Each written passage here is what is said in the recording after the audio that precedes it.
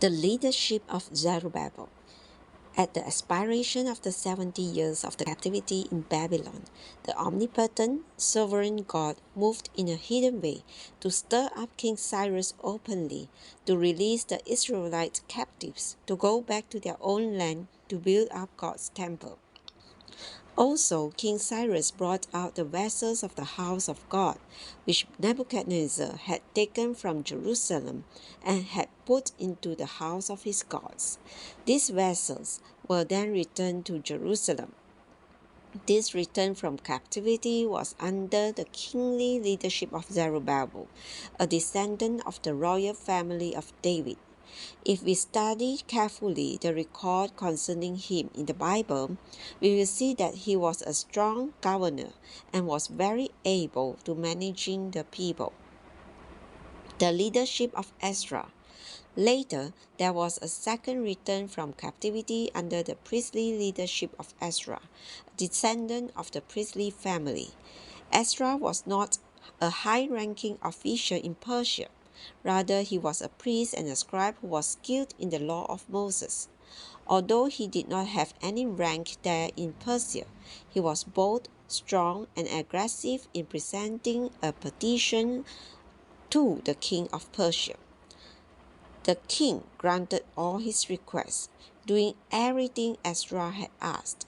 The presenting of this petition was not initiated by God, it was initiated by Ezra. As the one who took the initiative in this matter, Ezra was a man who trusted in God and who was one with God. He was skilled in the word of God and he knew God's heart, God's desire, and God's economy. Because of all this, he was a person of excellent character and reputation before the king. If Ezra had not had such a standing in the eyes of the king would not have authorized him to appoint magistrates and judges. The leadership of Nehemiah. Nehemiah, the son of Hakaliah, was not a counselor of the king, nor a captain of the army. He was just a cupbearer, one who served wine to the king. But in his living and behavior, he must have built up something that earned the king's respect. Nehemiah had never been sad in the king's presence. One day the king said to him, "Why is your face sad, since you are not ill? This is nothing other than sadness of heart." Being aggressive, Nehemiah took advantage of this opportunity and said, "May the king live forever. Why should my face not be sad when the city, the place of my father's graves, lies in waste, and its gates are consumed with fire?"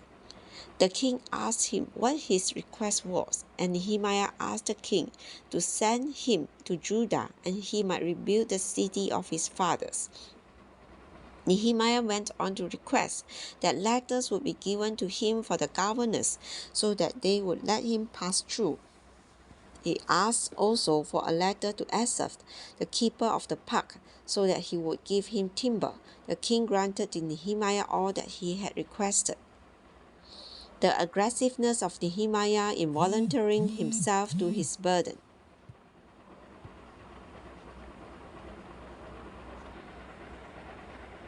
We are not told that Nehemiah was stirred up by God. Rather, according to chapter 1:1-2, he asked one of his brothers and some others who came from Judah about those who were left from the captivity and about Jerusalem. They told him that the people were in an exceedingly bad state and reproach, and that the wall of Jerusalem was broken down and its gates had been burnt with fire. When Nehemiah heard this report, he wept, mourned, fasted, and prayed. He did not call a prayer meeting, and he did not ask those who gave the report to pray about the situation. He prayed by himself with a real burden. In principle, these three sections, government, education, and constitution, have been present in the Lord's recovery through the centuries. Some are raised up and stirred up by God, and some volunteer. Some are in a high position, and some are common people. But all must be bold and strong in character and aggressive. All who have been used by God through history have been aggressive persons. For example, both Paul and Martin Luther were very aggressive. Brother also, even though he was a gentleman, was very aggressive. Nehemiah surely was an aggressive person. He volunteered himself in a sense, not to God but to his burden. He had a burden to rebuild the city of Jerusalem. His aggressiveness was very much used by God. In the Lord's recovery today, there are many good saints, but we are short of aggressiveness. If just 5,000 among us were aggressive, the world would be turned upside down. If there were 700 aggressive ones in each continent, a great deal would issue forth for the carrying out of God's economy. In our reading of the book of Nehemiah, we need to pay attention to Nehemiah's aggressiveness. Although he was a common man, a servant of the king, he was aggressive to volunteer himself to God and to his burden concerning the building up of the city. He was also aggressive in making his request known to the king. When the king asked him about his sad face, he spoke to the king in a bold, aggressive way about his burden for the city of Jerusalem. It is important that we see this in the Word.